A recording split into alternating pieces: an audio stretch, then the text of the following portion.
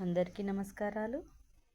ఈరోజు భాషా భాగాల్లో నామవాచకం, సర్వనామం, క్రియ, విశేషణం, అవ్యయం.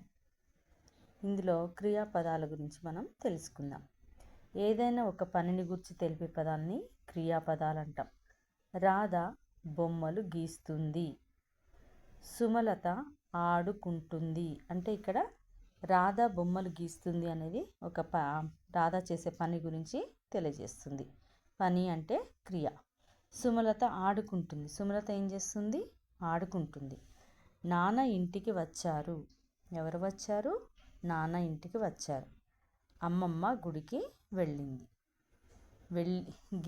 గీస్తుంది, ఆడుకుంటున్నది, వచ్చారు, వెళ్ళింది. ఇవన్నీ కూడా మరి కర్త చేసే పని గురించి తెలియజేస్తుంది కాబట్టి వీటిని క్రియాపదాలు అంటాం. కొన్ని క్రియాపదాలను తెలుసుకుందాం. సరోజ అందంగా పాట పాడింది.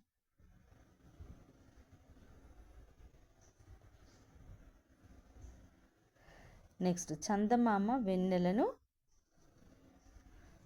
వెన్నెలను కురిపిస్తాడు లేదా చందమామ వెన్నెలను ఇస్తాడు.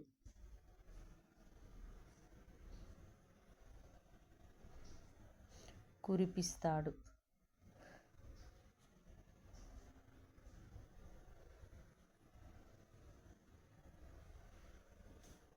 బయట వర్షం బాగా పడింది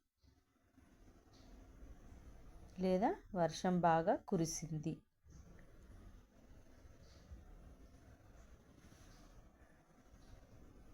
అమ్మ కమ్మని వంట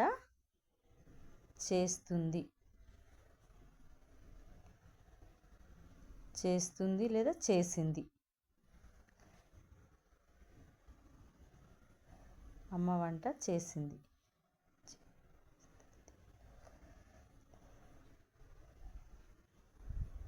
నెక్స్ట్, వినోద్ మంచి మంచి కథలు వింటున్నాడు లేదా చదువుతున్నాడు.